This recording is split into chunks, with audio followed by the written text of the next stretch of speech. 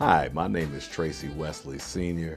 I am the CEO and funeral director here at Estes Funeral Chapel.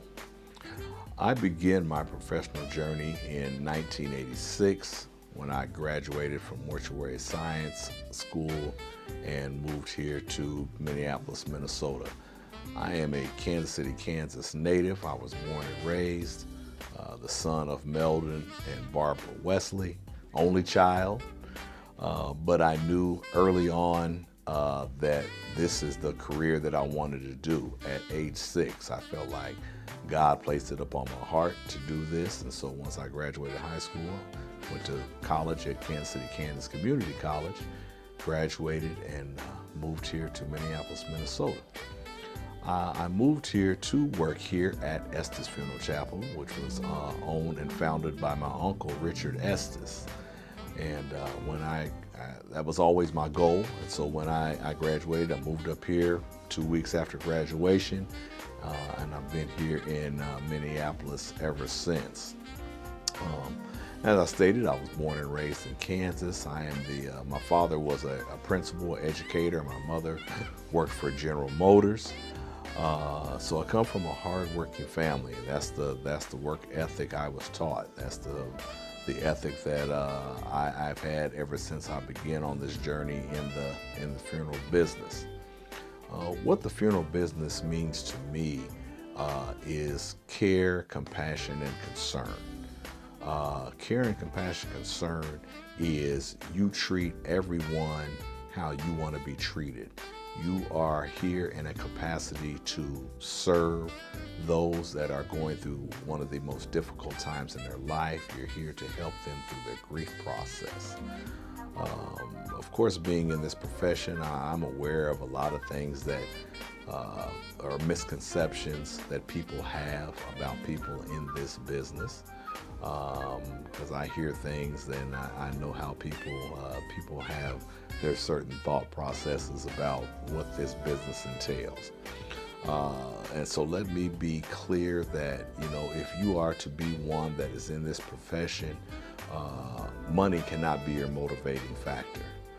Your compassion or your motivating factor comes from wishing to help people that are going through one of the most difficult times in their life. And there's no price that can be put up on that. We hear a lot of things about people in this profession being driven by money, and that cannot be a driving factor. At least it's not been for me. It never was for my uncle and mentor, Mr. Richard Estes. So it's about helping and trying to get people to go through their grief process moving forward when they have lost someone. The future, or I should say, this business was began in 1962 by Mr. Estes, who saw a need to be able to help African American families be able to bury their loved ones. This is the third building that we've been in. He started down on 14th and Humboldt. From 1962 to 1987. 1987, we were across the street. We were there from 1987 until 2018. 2018, we moved into our new building and facility here. And like I said, we are a family business, not owned by any corporate entity, so we're able to do the things we need to do without having to answer to anyone above us. This business is owned by Mrs. Estes, who is the wife of Mr. Estes, and she is all about helping the community. In doing what I do, I always try to be encouraging to people. A lot of times people are paralyzed by grief, by their emotions when they have lost a loved one. And the best way that I know to be able to handle that is that you have to have a relationship with God.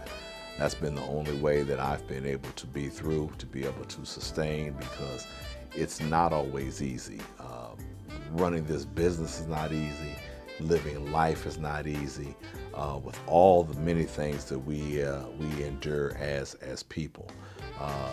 We endure countless amounts of racism, financial hardship, setbacks, and people pitted against us. But God tells us that all things are possible for those that believe in him. And that's the encouraging thing that I always try to tell people, is that when times look rough, when times are hard, when times are bleak, you have to have a belief in God, who is our Father. There's going to be many things throughout life that we experience, but if you have a strong spiritual foundation, you can continue to move forward. You don't have to put things in man's hand and think that it's going to be handled. You put things in God's hands and let God handle it. God said that he would fight our battles. We're all pretty much familiar with the song, "The battle was not yours, it's the Lord's," and that's true. Because we don't have the strength at all times. We don't have the mental capacity of understanding at all times about why we're going through certain things, but God knows all. And so I would just encourage anyone who feels like they cannot make it to turn and try God. Trying God does never hurt anybody. So if you're going through things and you feel like you have no way out, I encourage you, try God. We do what we need to do here to try to help people. I do what I can so that my family can look back upon the things that I've done and say, you know what, my dad, my grandfather, my cousin, my friend did the best he could in what he was called to do. So the foundation that I've laid, which is based on the foundation that my uncle in this business laid for me, is to try to do well. I try to tell my two kids, I have a daughter who's working here at the funeral home with me now, who I hope soon will be getting into mortuary science school and can continue on with my legacy. My son is in college in Houston. He wishes to be an engineer. And I have a 3-year-old grandson who's down here with his grandfather a lot. So I hope that they will be able to see the example that I set as someone who works hard, who believes in what he does, but does those things because my foundation is based on my faith and my relationship in serving God. That is what comes first and foremost for me, is knowing that when times are not easy and when things do not look great, that I can always call upon him, and I know that he'll help see me through, because their times have not always been easy. And I always fall back on getting down on my knees, asking God to guide, direct me, and help me through. And he's never failed me yet. So as I continue to try to build a legacy here in Minneapolis, Minnesota, and serving families, I just always want to encourage everyone that God has to be first and foremost in your life. Whoever that you are seeing and talking to and experiencing, try to have a positive attitude. Keep a smile on your face. Be encouraging them to let them know to hang on to God's unchanging hand, and you'll be okay. You'll be okay.